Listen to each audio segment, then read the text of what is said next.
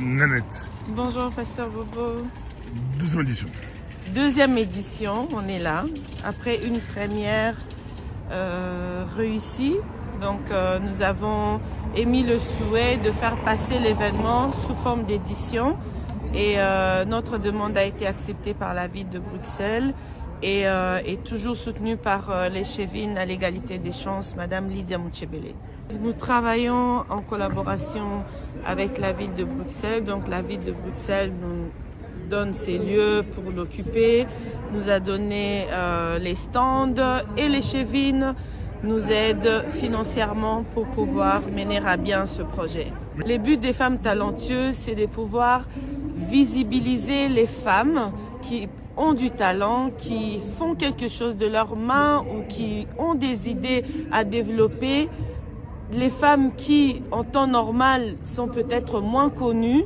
Donc, les buts d'occuper la place publique, c'est de pouvoir les visibiliser et aussi, c'est une façon pour nous de marquer la présence féminine, occuper les espaces publics par les femmes pour l'intérêt général. Donc, voilà, c'est comme ça qu'on est ici avec des femmes créatrices, des femmes écrivaines, des femmes entrepreneurs, des femmes militantes, des femmes porteuses de projets, les femmes qui travaillent dans les milieux associatifs, les femmes au foyer qui viennent également parce que c'est tout un art de s'occuper des enfants. Ça se passe comment? Est-ce qu'ils dépendent de vous ou bien chacun ils ont leur association?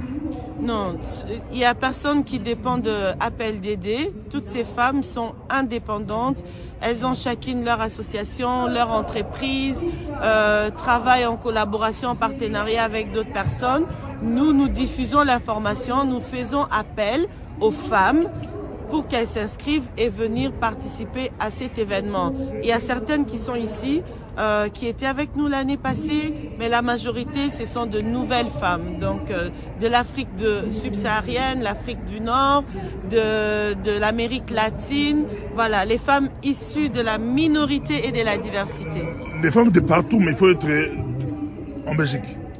En Belgique, oui, parce que voilà, l'événement est soutenu ici par la ville de Bruxelles, mais ce n'est pas exclusif. Donc les femmes peuvent venir aussi d'ailleurs. Il y a des femmes qui ont sollicité, par exemple celle de Kinshasa, qui ont émis le souhait de participer avec nous pour l'édition 2024 de Ladies Academy. Donc voilà, on travaille. Le but, c'est de s'ouvrir aussi. Pourquoi pas montrer aux autres femmes du monde ce qu'on fait ici et ramener le concept chez elles aussi. Quelle est la spécificité de cette année? La spécificité de cette année, c'était vraiment d'aller en Amérique latine parce que ce sont des femmes qui n'avaient pas participé avec nous l'année dernière. C'est aussi de prendre le temps de montrer la création des stylistes parce que l'année passée, on a eu un défilé plutôt shorty. Donc la spécificité aussi, on est en collaboration avec Africa Jama qui est sur place pour pouvoir relayer aussi l'information. Donc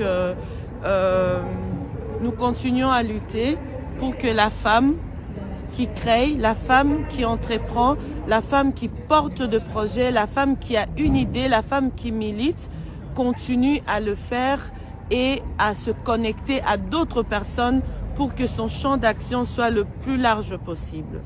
Pour terminer, à quand Femmes talentueuses à Kinshasa?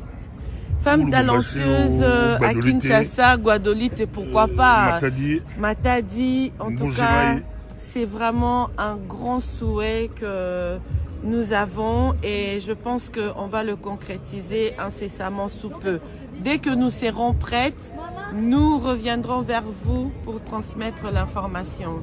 C'est un souhait. Je vois des stands. Comment tu expliques ça, les stands? C'est chaque groupe ASBL, ils ont leur stand. Hein? Oui, en fait, on a fait appel à l'occupation des stands. Et les personnes qui se sont inscrites en premier ont eu la place parce que voilà, c'est limité. Malheureusement, on a eu beaucoup de demandes, mais on a dû décliner parce qu'on ne savait pas voilà, donner un emplacement pour chaque femme. Merci beaucoup, Nanette Massadi. Merci. et femme talentueuse et responsable, maman présidente. Merci. Merci beaucoup.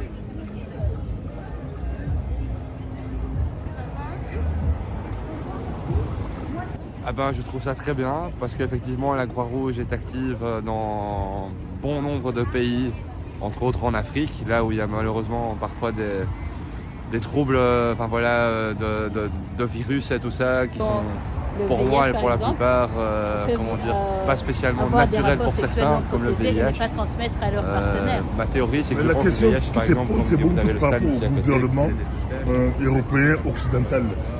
Pourquoi Ça, pas c'est y mettre piège. Bah, beaucoup d'argent pour la recherche? Ça, c'est le dépistage anti-VIH et anti-maladie sexuellement transmissible. Vous pouvez le faire ici? On peut le faire ici, oui. Ah, c'est bon. Donc moi, je me porte en tant qu'artiste peintre de renom. Je me propose volontaire pour faire un dépistage, voilà. Aujourd'hui? Aujourd'hui, ouais. Ah bon? Voilà. Toi, ça fait? Je l'ai déjà fait, oui.